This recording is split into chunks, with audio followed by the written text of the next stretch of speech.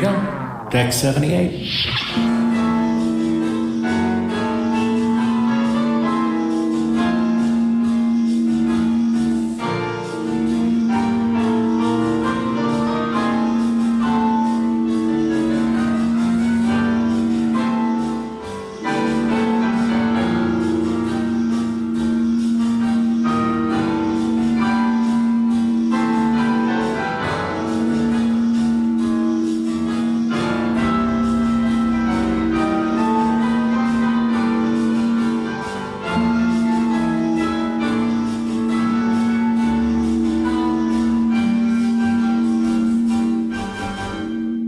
We just got out of the turbo lift, and boy, are we parched, because we're about to share with you a very interesting conversation, which at times felt like a therapy session, about the state of writing in Hollywood right now with a bunch of fantastic writers. This is a spinoff of the popular Inside the Writers Room panel that Ashley, myself, and Steve, among others, do every year at Comic-Con. This year, we were lucky enough to sit down at WonderCon with DERIC HUGHES of Quantum Leap, and Sarah Watson of Percy Jackson, and ANSLEM Richardson of The Boys, and Jeff Yorks of Muppets Mayhem, the Emmy Award-winning Muppets Mayhem, and also MARC BERNARDIN of such shows as Picard and Treadstone, and Amy Berg from Warrior Nun is currently on Law & Order Organized Crime. So it was a real slugger's row of talent. Unfortunately, Ashley and Steve couldn't be there,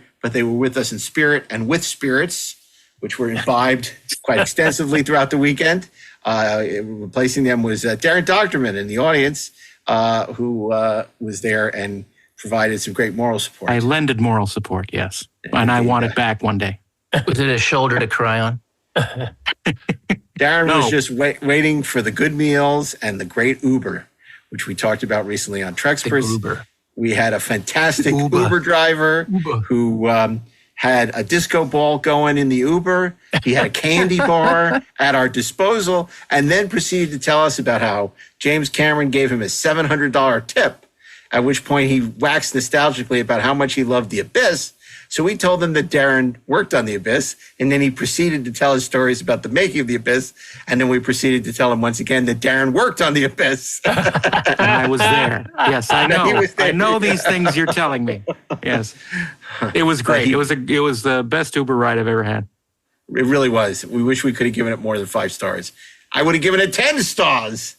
But I mean, if even James Cameron loved him, come on. Yeah. James Cameron doesn't like anybody. It's like Mikey in Life Cereal. But he loved this Uber driver.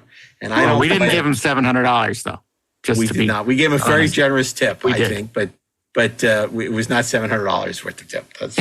That is for sure. But we had a lovely time at WonderCon. We're always appreciative of our friends at Comic-Con for having us. We're looking forward to great Comic-Con in July. I'm not. Darren will be in Raleigh. At another wonderful GalaxyCon. But right now, we'd be delighted if you join us, and you can learn more about the state of the industry. And if you're an aspiring writer, you may not want to listen because it's really depressing. Here we go, as we go inside the writer's room right now. Você que está ouvindo esse podcast, o que acha de uma empresa que sempre trabalha para trazer impacto positivo? Assim é o Google. Como? A Duda da Orbe é um exemplo disso. Ela usa a inteligência artificial para ajudar pessoas a recuperarem seus movimentos. É a tecnologia mais útil na vida das pessoas. E tem o Jefferson da Tributei, que usa inteligência artificial para facilitar o dia a dia das empresas. Eles e milhares de empreendedores geraram mais de 188 bilhões com as plataformas do Google. Tem que ser bom para todo mundo. Curtindo um podcast, né? Sabe o que você também vai curtir? Saber que o melhor flip de todos os tempos chegou. O novo Samsung Galaxy Z Flip 6, com Flex Cam, que tem zoom automático e faz selfies de 50 megapixels e com bateria estendida para nunca te deixar na mão. Vá a uma loja ou saiba mais em samsung.com.br. Samsung Galaxy Z Flip 6. Galaxy AI chegou. Vamos aproveitar o intervalo do seu podcast para falar sobre K-pop. Preciso contar uma coisa para vocês. Que você faz dancinha no TikTok. Ah, isso não vai me surpreender. Mas o menu exclusivo do Mac com personagens do BT21 vai. Tem o novo Mac Crispy Chicken Cajun, molho Sweet Chili e Cajun e os personagens BT21 para você levar para casa. Opa, depois do programa eu vou lá no app pedir, porque eu vi que os combos estão com frete grátis, né? Clica aí no banner e pede agora mesmo. É por tempo limitado. Vai! For all of you who braved the rain to come out here, thank you. I think this is the first Inside the Writers' Room we've done in 20 years now that doesn't have a pandemic, it doesn't have a strike, we're back, and it's just like we're able to talk about everything and do all kinds of cool stuff. So thank you for coming to the WonderCon edition. Obviously, we've been doing this a lot at Comic-Con for many years, and we have many of our veterans returning for this panel. Lots to talk about because, of course, the industry, as we alluded to, is changing dramatically every day, and we'll talk about that. I'm Mark A. Altman. I've worked on the showrunner of Pandora, worked on Librarians. I have Deathlands coming out next year based on the books, and I'm author of the 50-Year Mission. So I'm so thrilled to introduce this amazing panel. We're gonna have plenty of time for questions today. We got another supersized panel today, so that's great. And so make them count, think about them. And then, so first, I'm delighted to welcome, he's a writer for such shows as Star Trek Picard, Master Universe Revelation, Treadstone, and Castle Rock, MARC BERNARDIN.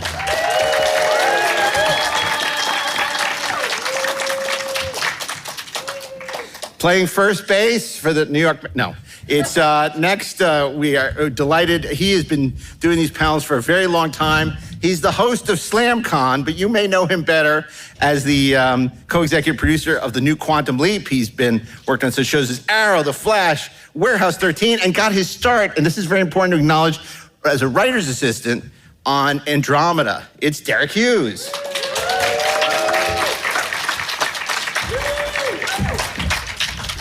And I'm very delighted to have our returning champion back in the fold. It's been a couple of years now that we have been denied her insight and her presence on these panels, but she's back, and it is also Sarah Watson's birthday.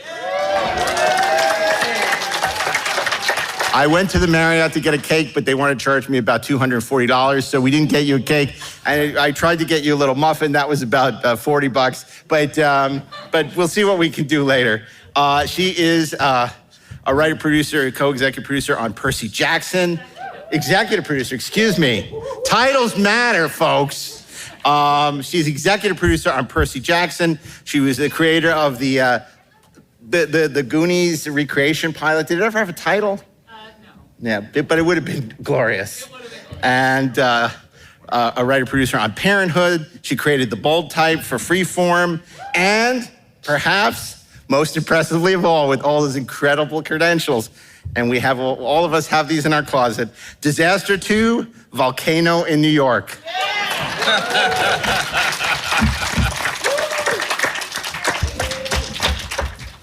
Our next panelist, he goes by Slim, but I'm going to introduce him by his proper credited name on television, but you can call him Slim. ANSLEM Richardson. He's a writer-producer on such shows as The Boys and Timeless. Of course, we met on Agent X, but nobody would remember that one.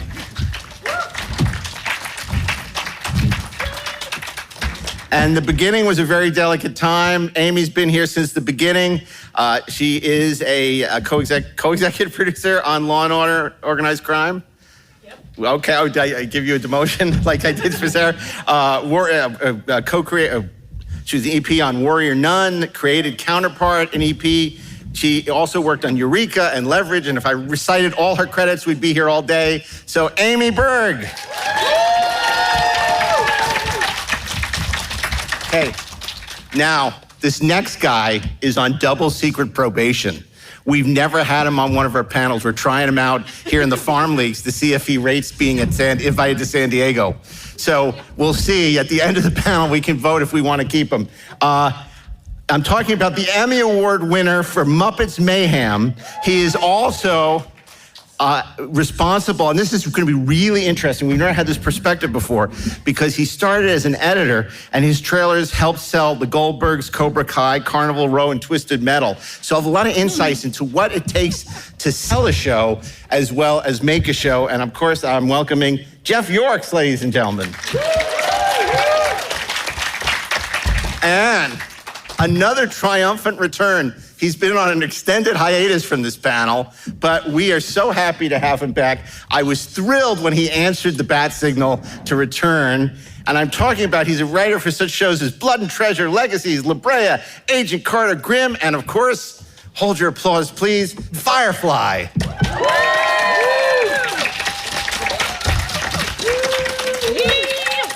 Jose Molina. Did I mention your name? What's his name? Who's that was a dramatic pause. Jose Molina. No name necessary. Yeah. And I am not Chris Parnell, but he will be back for San Diego, or so I'm told. Yay. So, thanks, Amy. Thank God. I know. I feel the same way. It's a lot less work for me when Chris is moderating these panels. So, we alluded to this idea that television has changed dramatically for a variety of reasons. Is it for good or bad? What does the new normal look like? And I'm going to start. Sarah, you look like you really want to answer that. Tell us sort of, what do we call it? The 30,000 feet view of the industry today. I don't even know if I can describe it. Weird and different. It used to just be that we just had networks and things moved on a schedule, and now nobody knows what they want. Everything moves really slow, and I'm so grateful to be working. Yeah. I hope that was helpful. Yeah. No. We'll drill down, but I kind of want to get a sense, because we've done these panels for a lot of years, and I think the industry has gone through one of the greatest changes that we've seen in all the years we've been doing this panel. Amy, would you agree with that? I think that's true. I mean, I've been around long enough to see the industry go through major contractions followed by booms. And what we're in right now is a major contraction. And, there's not a lot of people buying stuff. There's not a lot of jobs to be had, but they will come back. Yeah, maybe not to the extent of the last streaming boom, but they will come back. There will always be jobs for the people who want it bad enough. Mark, what do you attribute sort of this contraction to? Obviously, the rise of streaming, everyone pegged as this wonderful thing initially. It's like, Netflix isn't giving notes. We can do whatever we want. They're buying all these shows. They're paying all this money. It's a very different world that we're living in right now, in terms of what streamers are looking for, what a network order looks like when they exist. How do you look at the world we're living in as TV writers these days? I feel like what had happened was Hollywood broke itself trying to chase fool's gold, and because Netflix started, it's like, oh, hey, Netflix and all these subscribers, and they're making all this money, although they weren't, but it seemed like they were. Everybody's like, we have to have a Netflix too. So let's all make a Netflix. And let's all kind of just try to subsist on $15.99 a month from as many people as we can, as opposed to ad sales and syndication fees and carriage rights and all the ways that people got rich in Hollywood for decades. They're like, we don't want that anymore. We want this thing that doesn't really work, and we're gonna find the bottom of it in about 2 years. And that's where we are. And we're slowly, awkwardly, clumsily reinventing cable, which is the thing that made everybody rich and made everybody make lots of TV and gave everybody hear their first breaks. Cable was great. Cable gave you content on a streaming basis. You didn't have to subscribe to anything but one thing. And so now we're at the bottom of a bit of a trough. And I think climbing out of it is gonna take a while. We will, because, as everybody knows, they have to make things. This is what we do. This is the product we sell. But remembering how to do that and how everybody can get paid in the process is gonna take us a couple of years. Yeah, Jeff, streaming seemed like the gold ring for a while, the brass ring. And here you won an Emmy, you had a show that was critically acclaimed, and after one season, they don't go forward. We've heard the story a lot. That must be So again, sort of the musing on the nature of streaming, and I imagine from a personal point of view, that must be very, because in the old days, think about something like Hill Street Blues. No one watched Hill Street Blues, but it got great in the beginning, got amazing reviews, and NBC kept it on the air for years and years and years, and it grew an audience. That doesn't really seem to happen now. No, it seems like you're given very little chance. It's all about numbers. There's so much television out there. You're competing with so many other shows. I suppose if they don't advertise your show, no one's going to know it exists. It just gets lost in that whole thing. I think that's certainly what happened to our show. People are discovering, you may have just discovered today, there was a new Muppet show that came out. There's so much out there. And there was certainly a following. Muppet fans are very loyal, but our numbers were so low that I don't think that they weren't waiting around to give it another chance. My partner, Adam, was the creator of The Goldbergs. And his plea was like, look, no one watched The Goldbergs season 1. Please give us a chance. We have our audience. We know what we could do to change it, to improve it. Give us that chance. Disney Plus, on the other hand, is in a place right now where they're not necessarily looking for shows to greenlight. They're looking for shows to not renew and or cancel. And not pick up. And that's where we were. We were on that line, and it was just easier for them to say no. Right, and it's not just them, obviously. This is the case in most of the streamers. Yeah. You know, and it's interesting. I mean, we can talk about Amazon Prime and Netflix, and each of them have different sort of brand identities and what they're looking for. And a lot of those don't have anything to do with necessarily quality or shows you want to watch. And then what's really everyone seems to be looking for, which is amazing. You talk about the pendulum swinging back, is this idea of blue sky procedurals, which was the USA brand for a couple of years, and then you couldn't get arrested with a blue sky procedural at USA. Now everybody wants it. It's so crazy.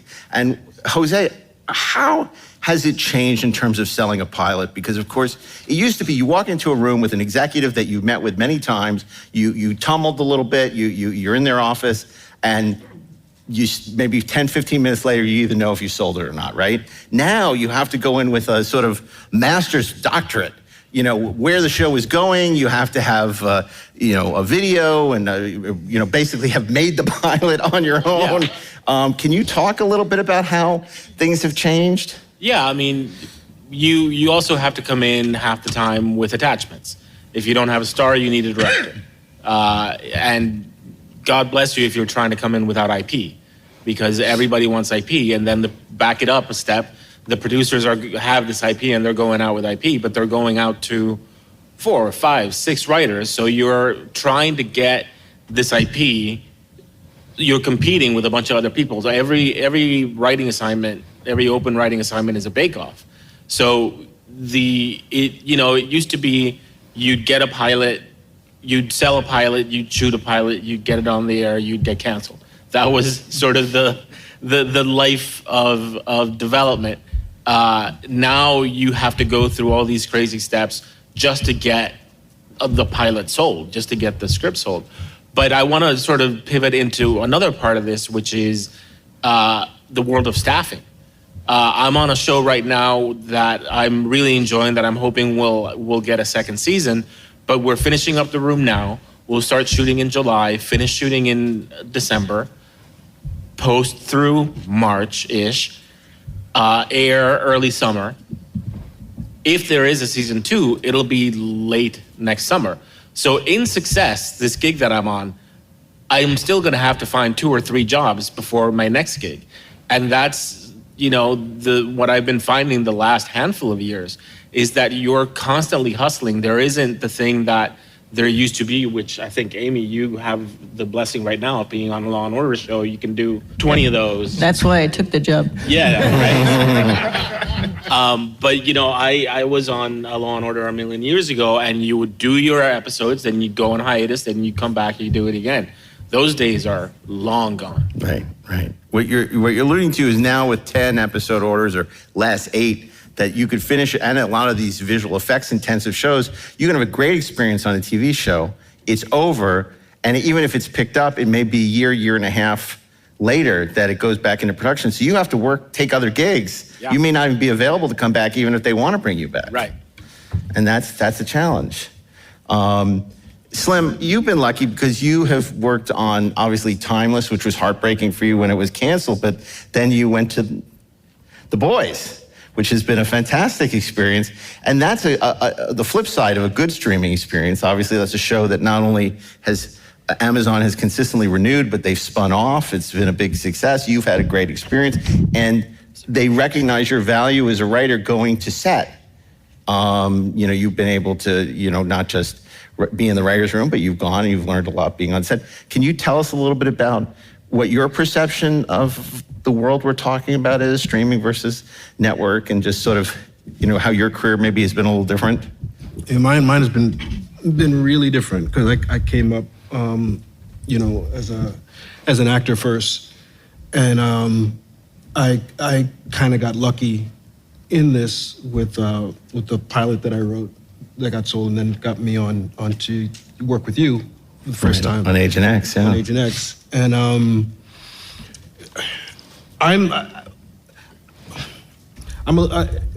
my feeling is because of not only the acting background, but also the visual art background that I had, I kind of come into this as like an artist, so I don't make the most intelligent decisions. Seriously, a smart decision is to work on like a Law and Order or a Chicago series, something that's consistent, could provide food and shelter for my children.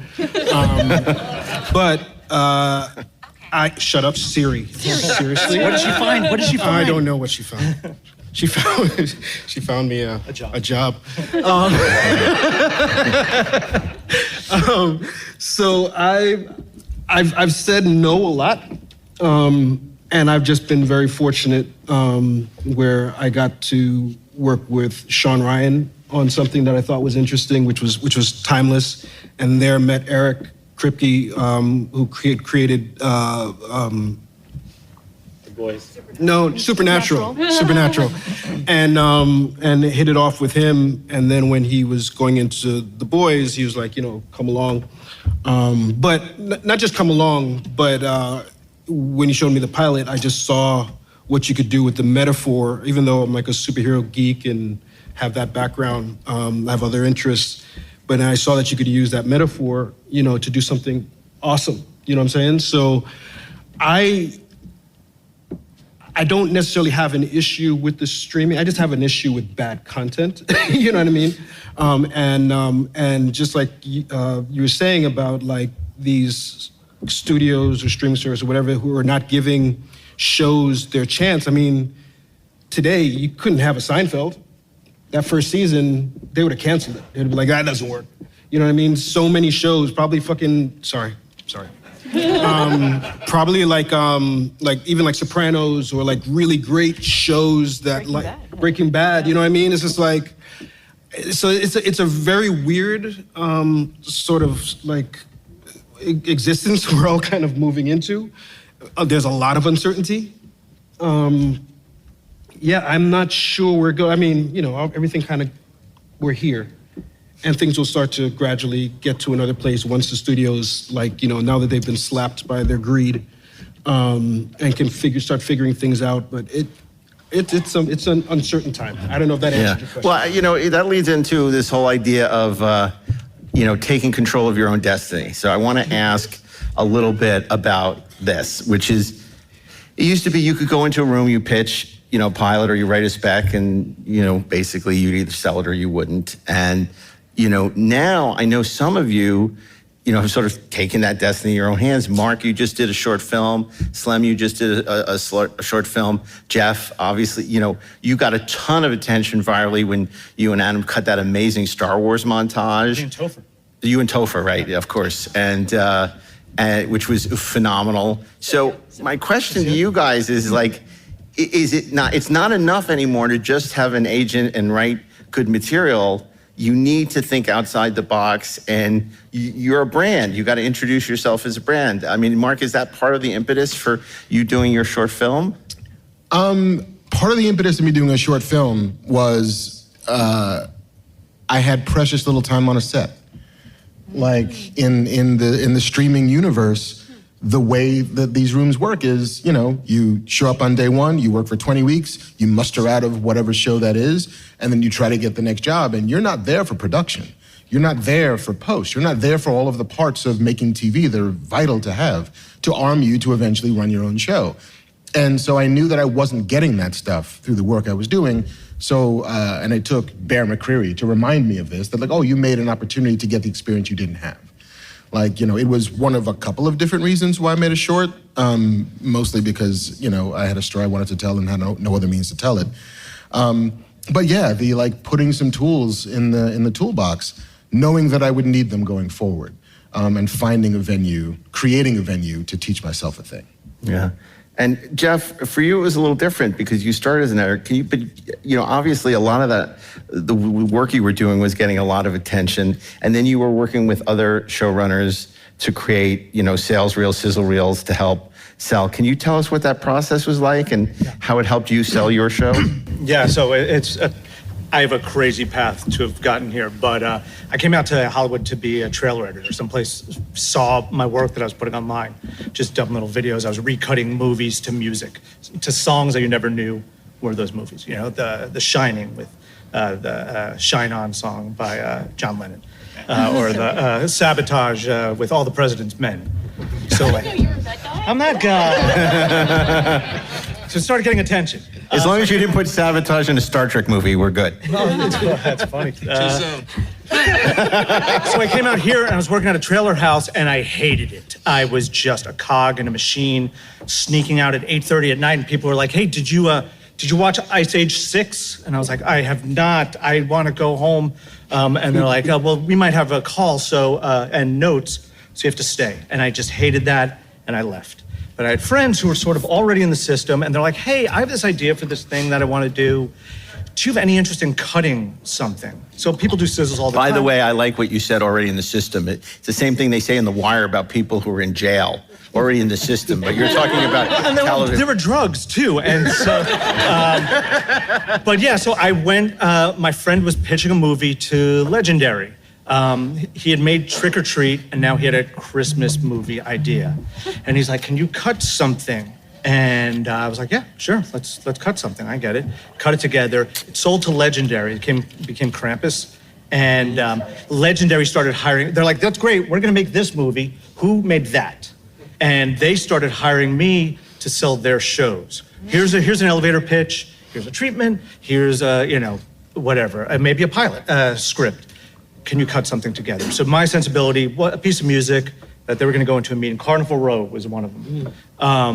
And from there, it was just a word of mouth thing. I can't even put these things online because I'm using whatever music I want. I don't have the rights. I'm cutting with every movie I want. It's not like they're shooting anything, but it became this really valuable tool, and people just started calling me. And yeah, my friends were like, "We have this idea about, it's like you like the Karate Kid like we like the Karate Kid.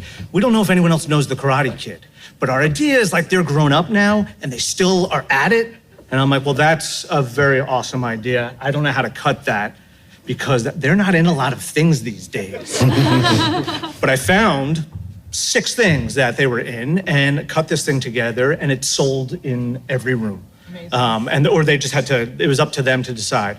They went with YouTube, and then that's another story. But I was watching, the Goldbergs was another one. Sorry, I don't want to hog everything. But Goldbergs, my pal from college, said, "I have an idea for a show. I have tons of home movies about my family. It's like the Wonder," I'm like, "I get it. It's the Wonder Years, but instead of looking back with wonder, you're looking back with horror." I totally get it. So you cut to Grieg, dun, dun, dun, dun, dun, dun, dun, dun, dun, dun. And it's just real footage of Adam and his family, VHS footage of them yelling at each other. It is the show. That was another one, just sold in the room. And Sony started hiring me to sell their shows. And I was like, "Well, this is great for you guys." Adam's like, "I just put in a new pool next to my old pool." And I'm like, "Well, this is awesome." And so finally I was like, "Well, I'm going to try to sell my idea." I'm a huge Muppet fan. I love the band. I'm like, they should have an album and a television show. And so I cut this thing together using footage from all the Muppet movies and showed it to Adam because he's my Muppet pal in arms. And he's like, "Oh, we are totally making this. I have a deal with Sony, so I can't pitch anything there, but let's see what happens." He left Sony, he got a deal with Disney. That was his priority. you can only pitch to one studio, that's Muppets, and then you can only pitch to one streamer, and that's Disney Plus. Fortunately, they liked it, and we made it. And so I come in here with no professional writing credits, just my videos, I suppose, and just got this thrill ride, you know? I'm co-EP and co-creator and just in every meeting giving notes on all these things that I've grown up loving and, you know, taking a huge interest in and winning an Emmy. It's nuts, but yeah, I mean, just having the editing and the trailer, like I just knew no executive wants to read anything. As a creator, and you guys tell me if you agree, like you don't want to leave it to the imagination of people who are oftentimes imaginationless. Yeah.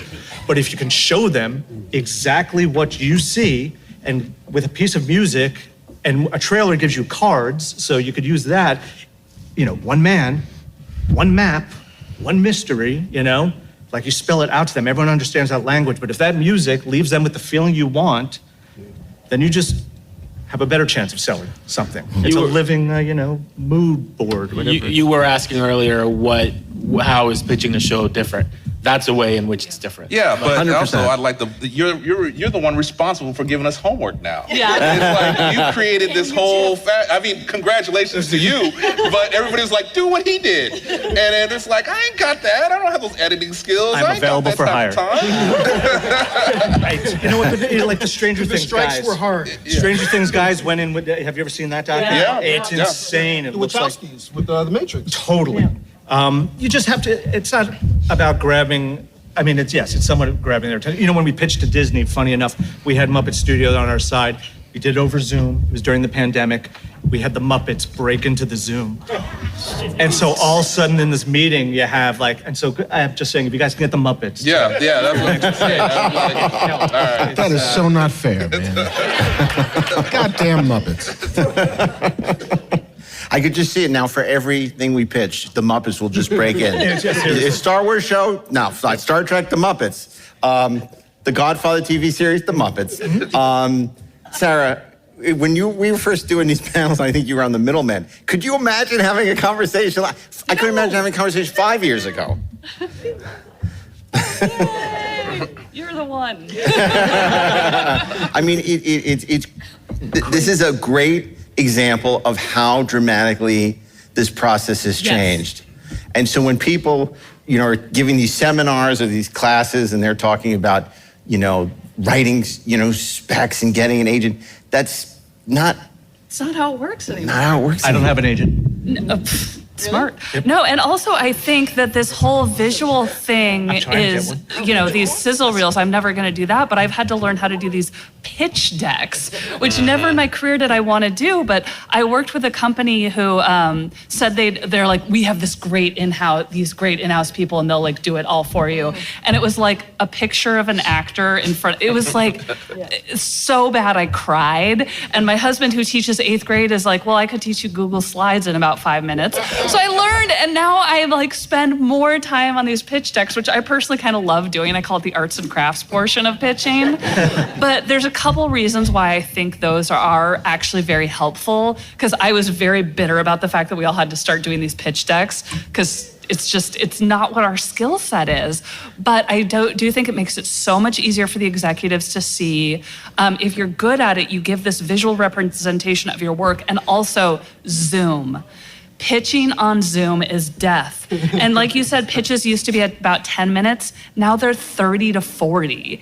And it's ridiculous. And to sit on a Zoom listening to somebody talk, and they know in the first couple of minutes if they're going to buy it or not, it's death pitching these things. And so the pitch deck does give you this visual and helps hold the executive's attention, because you can tell when they're tuning out and looking at their phones, where you used to be in the room with these people and you get to have conversations and crosstalk, and it's a whole different process. Do you like pitching in person more than you like pitching over Zoom? What? Do you like pitching in person better than over Zoom? Absolutely, yeah. Because I've talked to a lot of people, and I'm actually one of them that I'd rather do it on Zoom Because you can just read it. because I could just have the document up and I'm never getting lost. But I've always, Yeah. I will say that even in person, I take the document in with me and I feel no shame about it. It's like, tell them I'm not an actor. Yeah. I'm like, this is. Well, also, Sarah's just more charming than the rest of us. So I prefer Zoom. It's a nerve-wracking experience to pitch, and like especially I pitched to Steven Spielberg for the Goonies thing, and I knew that I might actually black out and go into like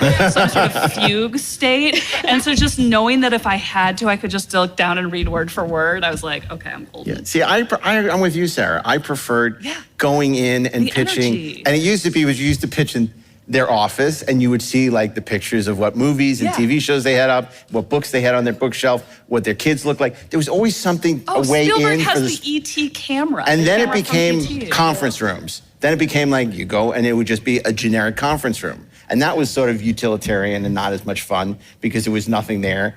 And then it became Zoom, and it was like, because now they could get right into it. There's no small talk. No small talk. And then they can get off of it whenever they, my assistant, emergency, oh my God, my kid dropped coffee on them at McDonald's and I'm out. It's like whatever. And it's just so, and you can't read the room. It's so you're frustrating. Right. It used to be so much more personal. Also for the Goonies project, I got to pitch it to Richard Donner, the director of the movie, which was such an honor because Goonies is it's so amazing. And I pitched in his office, and One-Eyed Willie's skull was on the coffee table next to me. And we were able to have this just great conversation about movies for about 30 minutes before I pitched. And I feel like I had sold it even before I gave the pitch just because we hit it off so well.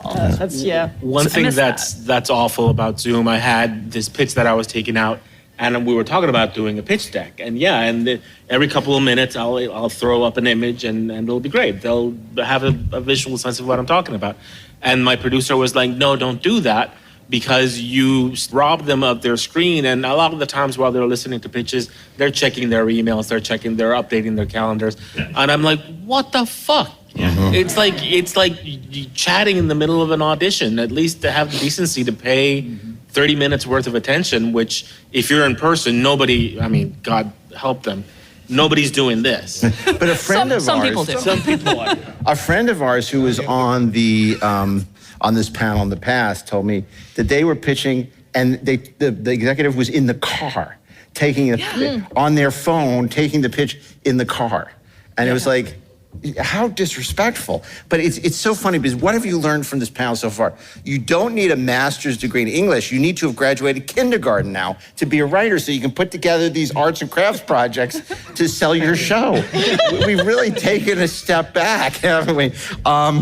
So tell us about, and then I want to move to actually producing, but there's this bifurcation in the business right now. Amy, you're sort of the outlier working on a network show, and DERIC, obviously, with Quantum, but with these longer series arcs. But you have the really super expensive shows, which I imagine Percy Jackson is one of those.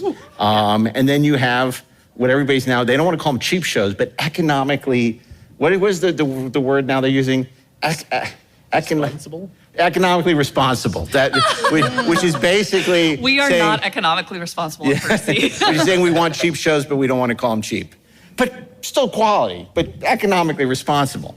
So tell us how that has maybe impacted you as writers or not, and sort of, again, where we are in the industry as producers, showrunners, creators, writers. Jose, what do you think?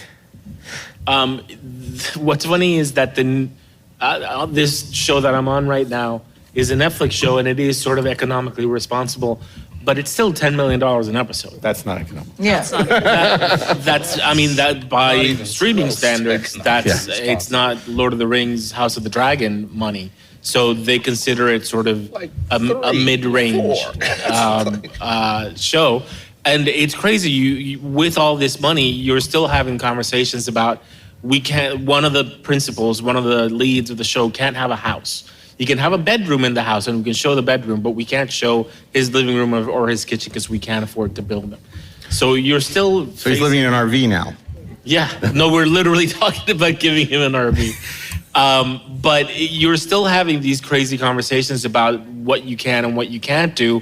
And I think what's happening is that because there's more and more auspices behind every show, a lot of the money is going uphill rather than into the production. Because there are more and more producers, and a lot of these executives who get fired because there's been a lot of downsizing, they give them production deals.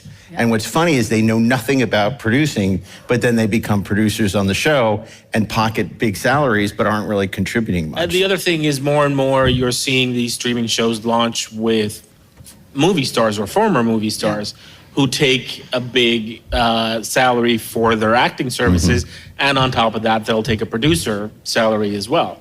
So you have more money, but you really don't. Yeah. And other, above the line, you also have money going to an IP likely that you're licensing, that you're paying for. And, so much isn't showing up on screen. So what about you, Amy? What do you think about the way because you produced some pilots, you worked with Dean, who is very economically responsible on Leverage, and now he has rebooted that show very successfully for Amazon. What do you see the difference? Because you've worked on very cheap shows and then very expensive shows. Economically responsible. No, I've ping-ponged. Law and Order Organized Crime is considered very economically responsible. But I came off of that Jack Ryan, which was probably the least economically responsible television show. It was the #1 show in the world. It was Amazon. Literally, they would tell us, can we go to Italy for that? Is that cool with you guys? Yes. But isn't that an advantage you have? People think, writing is just about writing, but it's not. You're also doing the line of the line producer. Oh, yeah. You got to understand what you can afford to do and what you can, and that makes you a valuable commodity as opposed to somebody who has to be rewritten, not because they're not a great writer, but because they don't understand budget and they're writing these shows that are unproducible. Yeah, I call it writing inside a box, which is basically writing to a budget, but without limiting yourself creatively. There are ways to do that where you're actually challenging yourself in a way that you find something better than you might have otherwise if you had the money for it. One of my favorite things to do is trap characters because it forces them into situations that reveal themselves. And so you could put people on a run on a city street in Rome or trap them in an elevator. You're going to find more about them by trapping them in an elevator. So there are ways to write economically that are actually better creatively. Yeah. And so you just got to take those opportunities when they come. Derek, you started as a writer's assistant. Do you think that was sort of a great incubator for you finding out on a very cost, what are we calling it again? Reasonably budgeted show, Andromeda. Working for Robert. It was called syndication. But the first run, the old days of first run syndication. Yeah.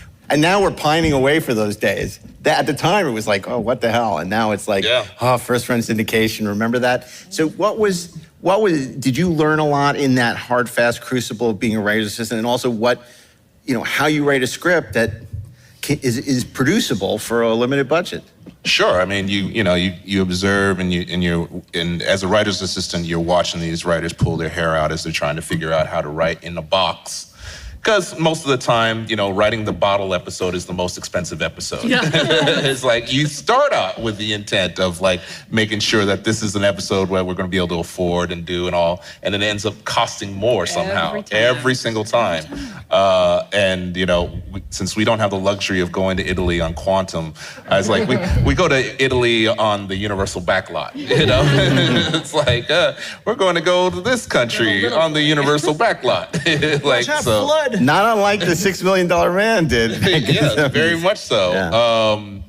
Yeah. You learn very quickly how, especially, I would say in the days of Andromeda versus now, not much has changed other than the players.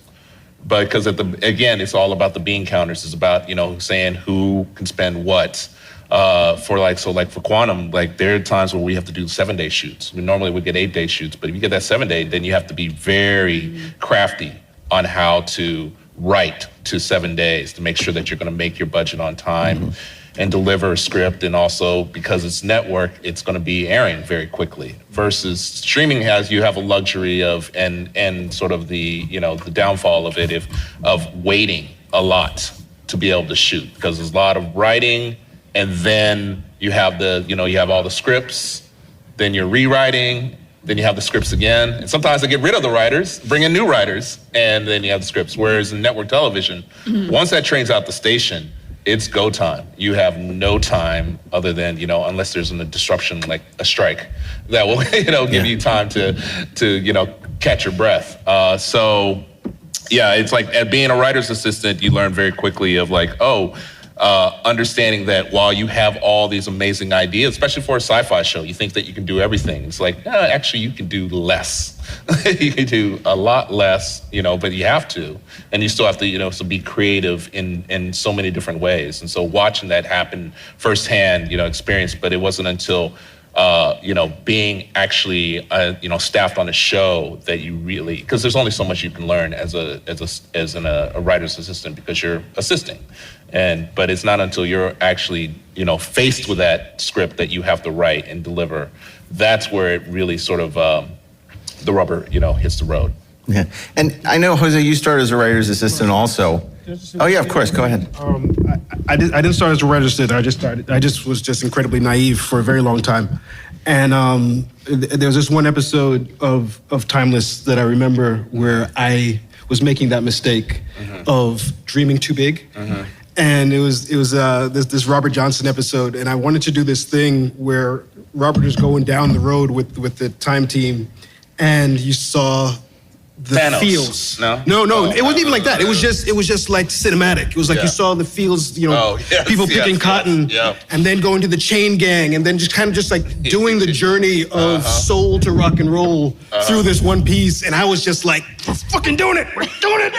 And they were just like, no, we're not. And it started to get pared down, until finally we just didn't even do it. But that was like and it didn't matter because the story worked on its own. But for me, and just like in my, just like wanting to be Orson Welles, or you know what I mean, or do like this big thing, I've had to learn how to just kind of what is most important for the story, and not what is most important for like some visual. A better writer. Yeah, it does.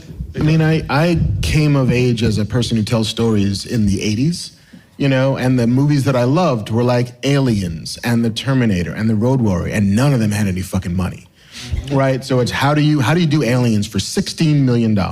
Like, how do you make it feel big? And Cameron knew some shit about some shit. Like, he knew rear projection. He knew everything was gonna be practical because we're in 1984 making this movie.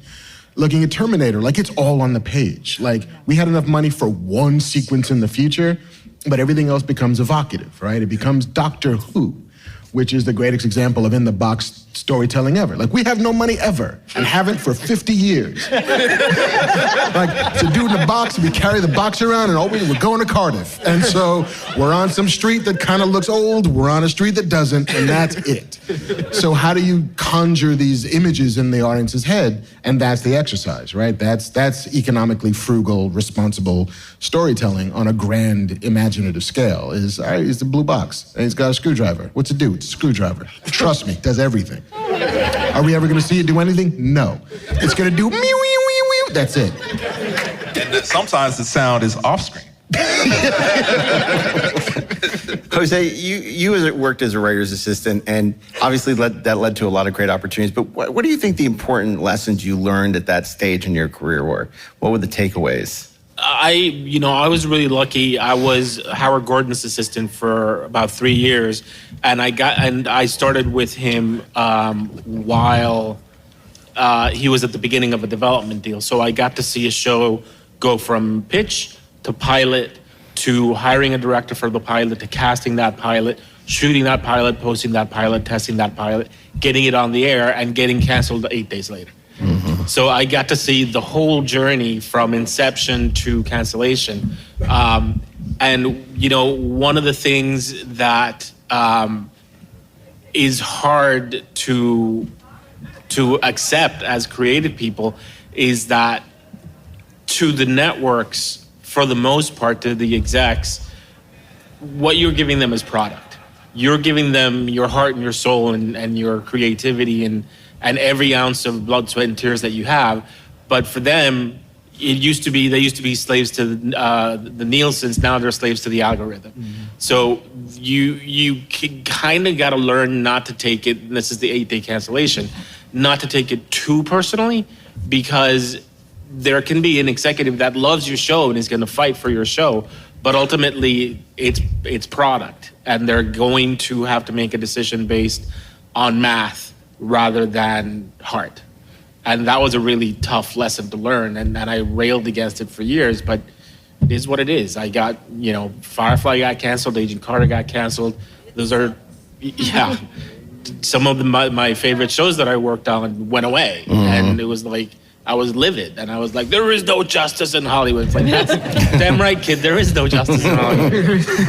The perfect example of that is if anybody watched Barry, there's a character that has a show, and then she goes into like what is like a Netflix, and it is the show premiered the night before, and it was canceled the next day. And she was like, they were like, it's the algorithm. We can't do anything about it. I wish there was something, if there was somebody of higher responsibility. It's like, but you're the president. And it's like, but the algorithm, we have to trust the algorithm. It is so cringing because it's so true. And it's what Jose said. It's like it's just number crunching. And it sucks, and I know that Amy could, share that experience. But also, real quick, the algorithm is bullshit. It is. Yeah. It's bullshit. It is. All this algorithm and everything, and then the show comes on, and nobody watches because it has no heart. Yeah. Thank you. Yeah. And also, I think let's applaud that. A big reason for the shift, too, is that the people who are in charge now aren't people who got there because they love movies and TV. Yeah. They got there because they're number people. And so it really has sucked a lot of the passion out, and we feel that vibe. That's a huge point. That's a very, very important point, because it used to be you meet with executives who love what they do, like Chris Parnell, right? And just love movies, love television, know the history of the medium. And now it's a bunch of MBAs who are experts in algorithms, And it's a perfect reason why AI should replace executives before they replace writers. And it's interesting because I want to get to AI, obviously, because that's a big issue for all of us, and will unfortunately continue to be. But when we talk about this whole algorithm, what's interesting, it used to be if you got ratings, you stayed on the air. But now the streamers have a different metric that they want. They want to sell subscriptions. So it's not necessarily about, if you're getting good ratings in season 5, we're going to pick you up for season 6. Is it attracting any new subscribers? Yeah. So they're better off canceling that show and starting a new show that's going to attract new subscribers than keep an old show that's doing well on the air, which upends the entire model, which was like, in success, you move on, and that's not necessarily the case everywhere anymore. It's still that way in network, but it's not that way in the streamers. Yeah, that's what killed Warrior Nun. I mean, it wasn't that we didn't have enough people watching. It was that they already all had Netflix. And that was the algorithm they were using. We did fantastic numbers, but we weren't bringing in any new people. I thought they unkilled it. Netflix didn't unkill it. Okay. The fans unkilled it. And then the rights to the IP went to a Canadian company and didn't involve any of us. And then now the fans are in an uproar again about that. So it is being made again? In a series of 3 movies of some kind. I don't think it's any of the actors or any of the writers. So but it's what the algorithm wants. No, it's not Netflix. It's something. What's interesting though, I'm wondering now when you're talking about the pendulum swinging back, because now that all these are doing ad-supported streaming, right? And all the commercials, like how is that going to change the conversation? Because they're going to need to have shows remain on if they're going to be doing, like Amazon for the first time is going to the upfronts this year. Amazon, they're going to the upfronts. Yeah, because they've added advertising now. Yeah. And Netflix has added advertising, and Disney Plus. So in a way, it's counterintuitive. You think, they're adding advertising. That sucks. It may be a good thing, because ratings may become more important because now they kind of have to show the ratings to the advertisers. They have to open their books. They have to, yeah. So because we're reinventing cable slowly and clumsily. Yeah. So, sorry, this was a lot of bringing you down. I know it's raining, it's miserable, everybody's cold. So it's like we got to turn the aircraft carrier around and get a little more upbeat. So I want to go back to sort of how you broke into the industry and kind of what your advice, and maybe it's changed for the new writer today. And then I want to open it to questions, but let's try and, we've sort of laid it out there. This was sort of a therapy session, I think, for all of us about the state of the industry. But let's try and inspire the new generation of writers a little more. Are you sure about that? Have you seen the landscape? It's gonna get better. It will. That's what we keep telling ourselves. Mark, go ahead. I will preface this with a caveat that breaking into TV is a lot like breaking out of prison. No two people do it the same way, and they always seal up the hole after they get out. So your mileage may vary. I was a journalist first for 20 years, and then started writing comic books, and one of those comics got the attention of an agent who was like, I can make this a TV show. And I said, I'd like to see you try. And he failed miserably. But then was like, well, what do you want to be when you grow up? And I said, I want to write TV. And he said, well, write a pilot, come out to LA for meetings, and if you get on a show, you have to move here in 72 hours. Which is basically what happened. I wrote a pilot that's awful now that I read it today. I came out to LA for a week, took a shit ton of meetings, didn't get shows that I desperately wanted that I'm glad I now didn't get, like The Cape. I wanted so badly to be on The Cape and figure out how The Cape fought crime without a person on it. Do you guys remember The Cape? Yeah, that one. That's the one I wanted more than anything. But then I ended up getting on Alphas, and Alphas kind of began a career, which was amazing, and got to learn how to do it from people who really knew how to do it. But my advice, I suppose, would be write your asses off, continue to write, find peers that are in your community, share your work, make some stuff. I don't think the days of, I wrote a bunch of pilots, give me a job, are really viable anymore. Make a short film, make a scripted podcast, make a thing, because now you can make things way easier than you could have when I was trying to break in. And for executives who hate reading, looking at something is, I think, way more valuable these days. It's a way to sort of captivate their attention and maximize your capability in front of them. And so make some shit, do some shit, and keep writing, because you're only ever going to get better. It's hard, but you're going to have to get kicked in the nuts a lot, or the ovaries a lot, or the nethers or betweens a lot, before there's any crack in the wall. Yeah. What about you, Derek? The way that I got in, I started out pretty much like everyone in here. I was a fan first. I was sitting out here in convention halls, in panels, watching people. So I, on a chance encounter, met Ashley at another convention, and he was just starting to write on Andromeda. And so we struck up a conversation, and I did that thing that you're not supposed to do, that they always say is like, hey, can you read my screenplay?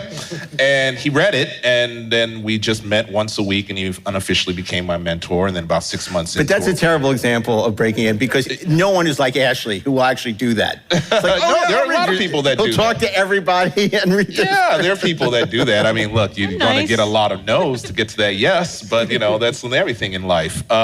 So he, 6 months later, called me up and said, hey, the writer's assistant's leaving. I think you got a good shot at becoming the writer's assistant. You should come in and do an interview. And to this day, it's the most daunting interview. It felt like a tribunal, because it was Robert Wolfe and all the writers sitting in a semicircle, and I'm sitting in this chair, and they're grilling me. Why I want to be a writer's assistant. Four lights! Yes, very much so. And I ended up getting the job, and that was where my sort of understanding of how television work first began. So I would say, like I said, this is so different these days of even just getting a writer's assistant job, writer's PA is such a coveted position. And if you're not, unfortunately, if you're not living in Los Angeles, if you're not, networking, talking to people, it is very difficult to get into that, into those rooms. Soon they're going to have to do a pitch deck to be writer's assistant. Pretty much, yeah, exactly. So, but to like Mark's point, there are so many ways to be creative these days. I was like, if I had a 10th of the things that were available, I still wouldn't do them because I'm just so lazy. But I would say for those that aren't lazy, it's like there's so many different ways to just get your story told. But at the end of the day, it's just you have to write. You have to write. That's it. If you want to be a writer, you have to write. Nothing else matters. All these glorified book reports and everything, guess what? You're still writing. So just write. But again, there's so many videos out there. Everything's at your fingertips these days. And just also, don't be afraid to talk to people. This is a relationship business. Yeah. Sarah? Yeah, I mean, it's so crazy. I cannot believe how much the industry has changed since I broke in. It's truly wild. So I also started out as a writer's assistant, which was great, learned a ton, and was able to meet people that way. And this was back in the day of network shows where they would, with 22 episodes, they legally had to give freelance episodes, and usually those would go to the support staff. So I got incredible opportunities that unfortunately just have dried up. And then I also came up in the days when we wrote specs of existing shows. So I had a Gilmore Girls and a 6 Feet Under, and then ultimately got staffed on Parenthood. So it was sort of a dream come true to get to, the stars of both of those shows were in Parenthood, and it was amazing. But I got an agent through a chance encounter like everybody does. It's meeting people. And if anyone listens to Kraft and Fain's podcast, Happiness in Hollywood, I think they always give fantastic advice that groups of people, friends tend to rise up together, which I think is so true. You think your big break is going to be like the person 10 steps above you, but it's likely going to be your group of friends. And that's what happened with me. I had a friend who worked for an agent, read my script, really liked it, gave it to their boss, and then I got signed. And so it really is those lateral connections. Don't underestimate those. And also those are going to be your lifeline, your friends who, I feel so like old saying this, but it's my birthday, so I'm reflecting a lot. But, there is such a joy in when you're starting out as a writer and finding the first stories you love and writing the first thing you're proud of and having your friends read it. And at the time, I just wanted so desperately to make it. And now I look back and I'm like, those were the good old days. So really do. I feel like we have been a lot of doom and gloom, but writing is still the best thing ever. And you get to feel so good even when you're not making money doing it. So enjoy the journey. That's my old lady advice. Oh, and I would add writing programs. There are a lot of great writing programs that also you can help break into this business. What about you, Slim? I will first start by saying I hate writing. Loathe it. It hurts. It kills. It makes me incredibly insecure. My journey has been, I talked a little bit, I mentioned a little while ago, but again, I have an art background. I think I told you this, but like in 11th grade, Image Comics offered me a job to illustrate. My mom said no. But I had the art background. I was supposed to become an interior designer. Fucked around and ended up at Florida State and started acting but that's when the writing started. And so as I was an actor going into New York and doing like off Broadway plays until finally off Broadway and then like some films at Sundance, I continued writing and watching films. And for me, that's what is really like, energizes me. And especially this last 2023 was a great year in cinema.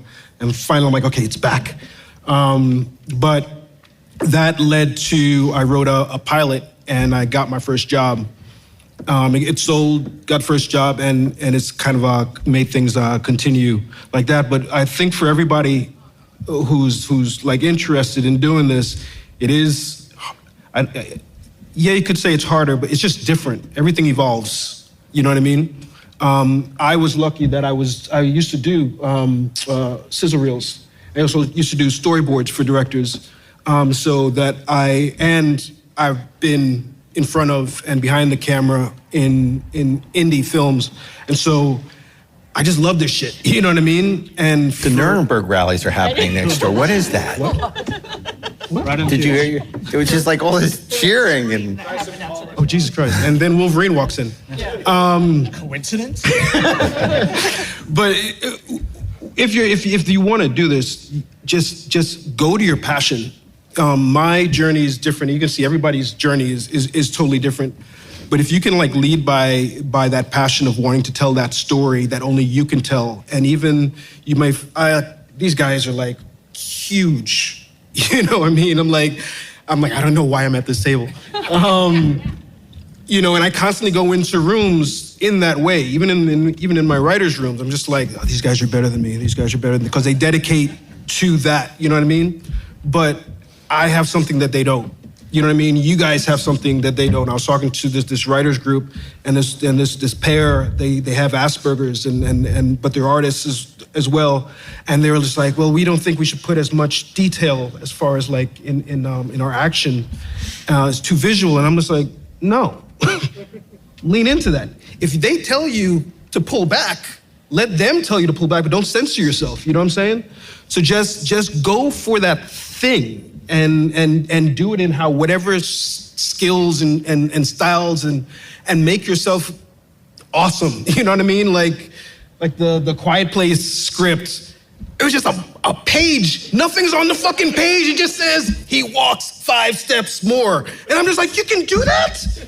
You know what I mean? But it's just like, you gotta have, you know, the balls, the iron ovaries, the gumption to be like, I am going to put myself out there and F you. You know what I mean? And people may be like, okay, cool, come in. Or they may be like, okay, that's not for me. But then just move on. They just don't get you. And find the people, find the friends that you have that will then take you to that next spot. Well, Slim, you just made a really great point. I think the one thing we haven't talked about, and we're going to continue, but is you have to have passion. Yeah. You have to have, because there's so many times in this industry that you're kicked down, or, you know, something gets rewritten, or an actor messes up your lines, you know, or there's a problem, you know, or a show doesn't get picked up when, you know, for a second season, or your pilot gets sold and you make it and you love it and it doesn't get, you know, so you gotta have passion. That's what carries you even through the dark times. So obviously you have that in ample abundance. And I have to say, I remember in the writer's room, you were an amazing artist. You would draw all this stuff while we were breaking stories, and it's just amazing artist. Great writer too, but amazing artist. And so it's just it's so great to see how you've, you know, flourished since you were a staff writer on the show. What does your mom say about you working on a comic book show now?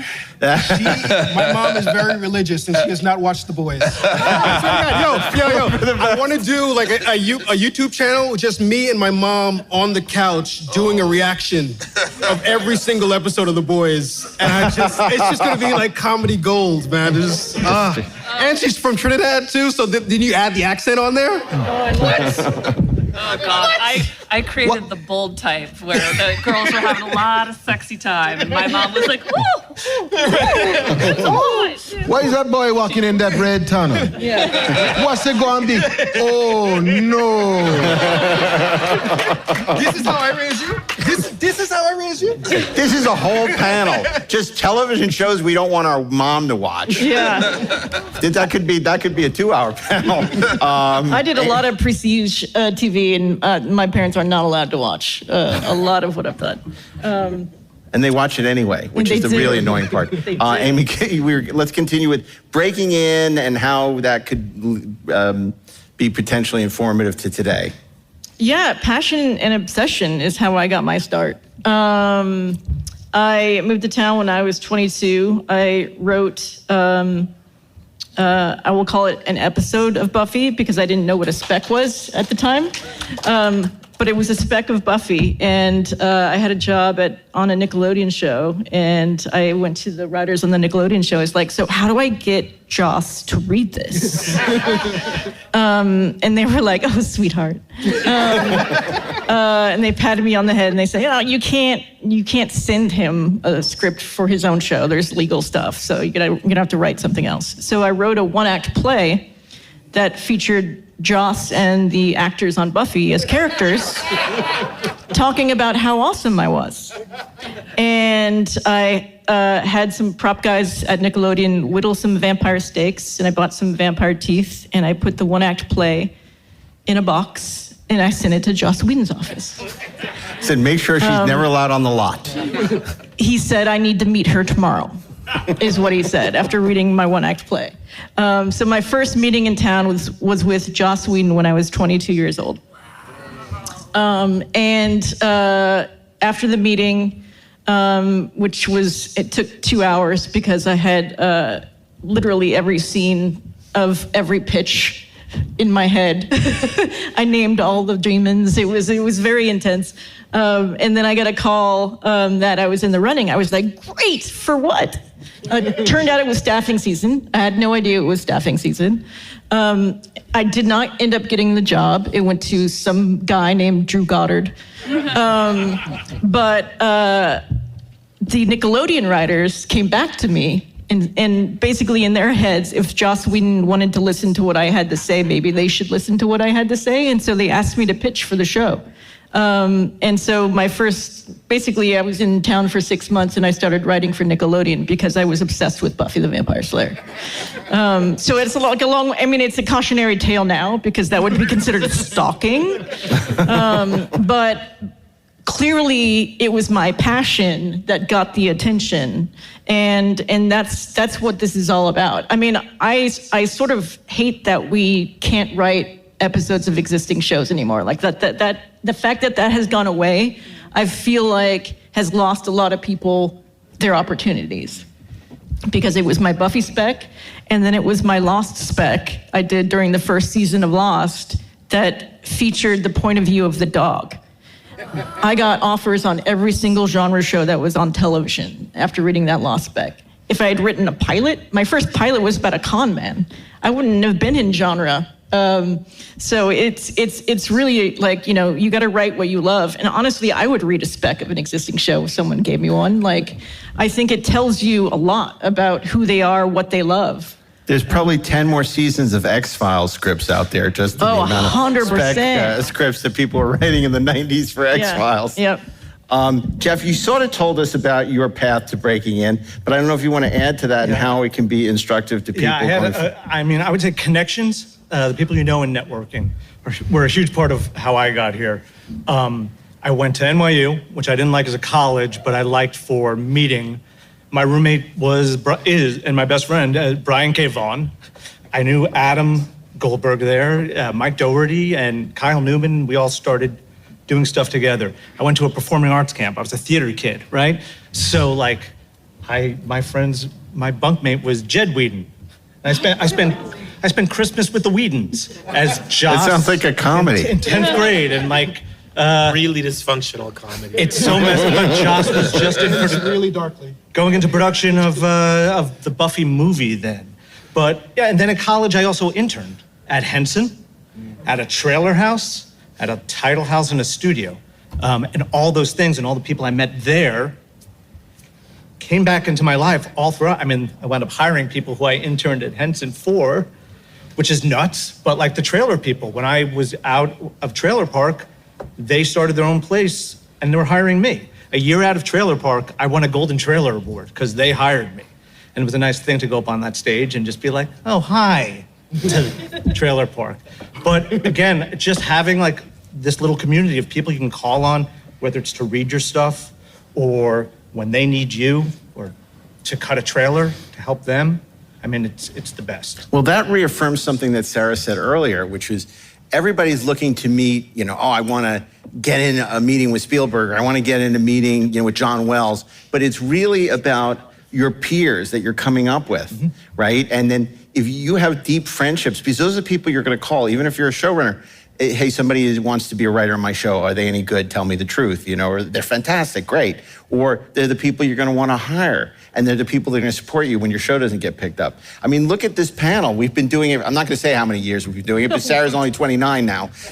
So we haven't been doing it that long. But, we as a group, for the most part, have been doing this panel, it's at Comic-Con and sometimes at WonderCon for many moons. And it's really important to have those kind of friendships and that support structure. And, obviously, in many cases, that shoulder to cry on when things are not going well, and people who understand what you're going through on a show that, and dealing with the network. And, you call them and say, I'm dealing with this executive now. Is this executive, what should I know about them? What are the landmines? So it's so helpful. It's not just about trying to get to those people way above you, but have a relationship with people that you're coming up with as well. So that's a great point that you both made. So Jose, what about you? Did you ever have Christmas with the Whedons? No? Thank God, no. I worked with Joss. That was plenty.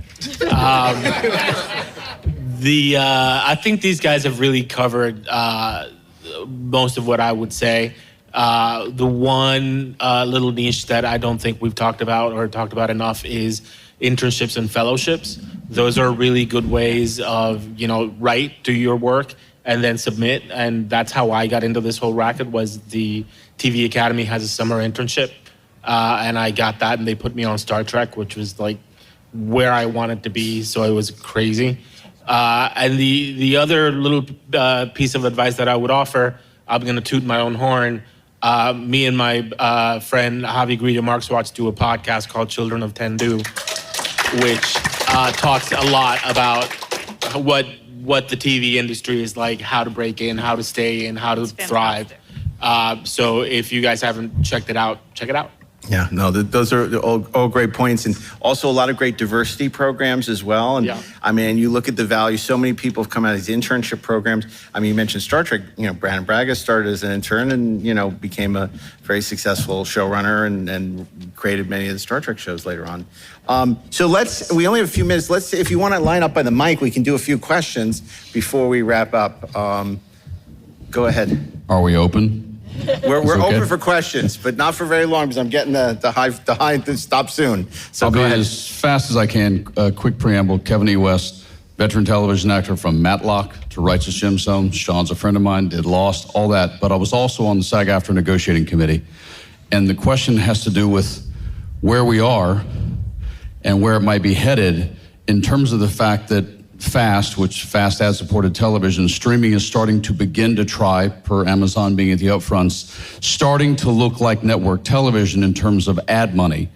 And my question for all of us, but for you guys, do you believe that the infusion of ad money into the streaming model, and whether or not they start bundling a lot between themselves, do you think that's going to help extend network television and cable, or expedite its termination? And it's a two-part, do you believe that it will actually help part of what's been discussed today, in that the streamers, if they start bundling and using ad money, will help us get some of those shows to actually get a second and a third and a fourth season longer than what the model has become of just capturing subscribers? Which of those two do you think will happen because of ad money coming in? That's my question to the group. Derek, you want to take that one? Yeah, I'll take this one because I'm on the board of directors for the WGA as well. So, and we've had we've had a lot of conversations about this and watching where things are going. And I will say that in the crystal ball prediction of it, we don't know, because this is such an unpredictable environment. We are dealing with giant corporations, billions of dollars, and that money is going to them and not to us, right? Mm-hmm. So it's like, but they still need to have an ecosystem in place, even though they try as they might to, trying to destroy it. And they need all of us. And so they need stories, they need shows, they need, they need talent. So my long-winded way of saying is like Science Hazy, ask again later. And I will say, though, as Mark was saying at the very beginning of this, of the pendulum swinging back to where it is going, I think that we're going to see more shows. They're going to need more shows. It's already happening. Like, streaming platforms are starting to extend. It's no longer viable to have a 6 to 8 episode season, right? It's like they are now starting to do the 13. They're starting to do the 18. What is it? Daredevil was like doing 18 episodes. But you spend all this money to launch a show, and then it's gone after 6. It's like, why spend all that money on marketing? Right, and then so it's like, and subscribers are getting smart. Like, why am I subscribing to 4 different platforms if you're going to cancel a show after 1 season. Now, they're not going to invest in that, right? Viewers are going to be very much, smarter. I've cut a lot of stuff out. Like, I've cut out Hulu. I've cut out Paramount Plus. I had all of them, but I'm like, I watch maybe 1 or 2 shows and that's it. And I think that a lot of viewers are really becoming fatigued by how many more subscriptions are going to need. And so these companies are realizing that. And so how are they going to be able to keep people, coming back? You need more shows. You need more episodes. I'm afraid we only have time for one more question. Sorry. I got the old. So next. Thanks, you guys. Thank you. Hello. So first off, I just want to do a shout out to Amy, because you're the first one on Twitter, I'm not going to say the other name, that gone through the 7-month writer strike as a captain. And I just want to say, what a trooper. Just keeping through the storm. Keeping the writer strikes alive, because not only that, it only proved that writers not only provide the content, but you provide the soul to these shows. Well, that's a great point. So let's get everybody's social media handles. So if you want to engage with them on social, starting with Mark and as we wrap things up. I am at MARC BERNARDIN at every place that you could find a person except for the hellscape that we used to call Twitter. Yeah. Derek? D Blackanese, IG, Blue Sky, and Zitter, but I don't go on Zitter. Zither, is that like the third man? Okay. Sarah Watson, 42, everywhere but Twitter. And we've been doing this panel so long, I used to say, 42 is not my age, not even close. And now I'm so far beyond it. At ANSLEM Asylum, ANSLEM, ASYLUM, everywhere but, fucking fascists. Bergopolis or just Amy Berg at Twitter, Blue Sky, Instagram, all of them. And I also wrote recently an essay for Uncanny Magazine about writing for TV. So that should be out in the next issue if you want to learn more. At Jeff Yorks or at Mr. Jeff Yorks on Instagram. I'm at Jose Molina TV on most of the things except for Twitter. And I'm a bunch of the Mark A. Altman, and you can listen to our podcast where we talk about writing a lot on Inglorious Treksperts every Thursday and the 4:30 movie on Fridays, because you got to have a podcast, and we have some great ones. I want to thank everyone so much. Hopefully we'll see you again in San Diego. A big happy birthday to Sarah Watson.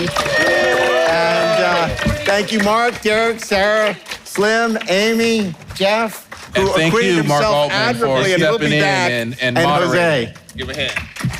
Thank you, Mark. Thank you all. Well, we told you you'd be depressed, and we didn't lie. Yeah. It's a depressing state of affairs out there in Hollywood land. You want to be a writer? Forget it. So it is written, Doors closed. so shall it be done, like Hollywood. I hope you found it interesting. I know I did, listening to all these brilliant writers share their stories. Even I found it interesting. Yeah, and Darren hates writers, so that was for Darren to find it interesting. That's right. But the industry is changing every day, and it's important to understand, because what may have been the case 6 months ago, a year ago, 5 years ago, is not the case anymore. When you say, Steve, and the business is changing dramatically. Dramatically and rapidly. But it'd be interesting to see what happens as some of these streamers figure out their next business model. Well, I like to be optimistic about the future. And I've got a couple of reasons for saying that. I think that number one, we need to, it's not that IATSE has been on strike, but there's been a sort of a shadow slowdown as the studios have been negotiating those contracts, so things haven't really been going into production. Number two, everything that I've been hearing and seeing seems to point to a resurgence in the feature space, which I think is really good for writers, especially in that when I say low, I don't mean like $500,000. I mean like $20 million to like $60 million budget range. I think we'll see a bunch more of those. And I think now that the studios have figured out, and everybody has figured out, that it's better business to do larger orders of things on the network model, I think we'll see a lot more of those. And I think because of that, a lot of conditions will improve. Right now, it sucks. But I like to, look, I'm a Star Trek fan. I like to believe that there are possibilities. Everything's in transition mode, and the whole industry is cyclical, and certain aspects of it don't sync up often. So it's just one of those things that hopefully everyone will have the ability to last through the low points, just as they enjoy the high points. Yep. Well, it doesn't help. There's so much in play right now with Paramount and potentially Warner Brothers, and that, so there's a lot of people are, they're not putting a lot into production. There's a lot of talk and deals and press announcements, but not a lot that's actually getting made. But at some point, the cupboards will be bare, and these companies are going to need to put out new shows and new movies. Just get your sizzle reels going for your pitches. That's right. As you learned during the panel, which was so fascinating, the new normal and how things get done in Hollywood. It's a really interesting panel. I hope you agree. And that's one of the joys of being a Deck 78 subscriber. You get access to these great episodes early that nobody else does. So keep your subscription to Deck 78.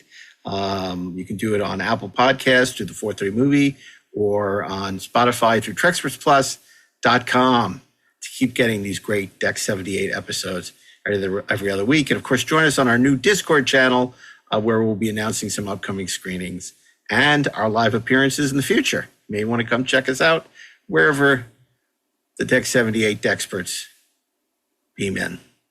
So on behalf of Steve Melching, Ashley Admiral, Darren, and myself, Mark A. Altman, fire the rockets.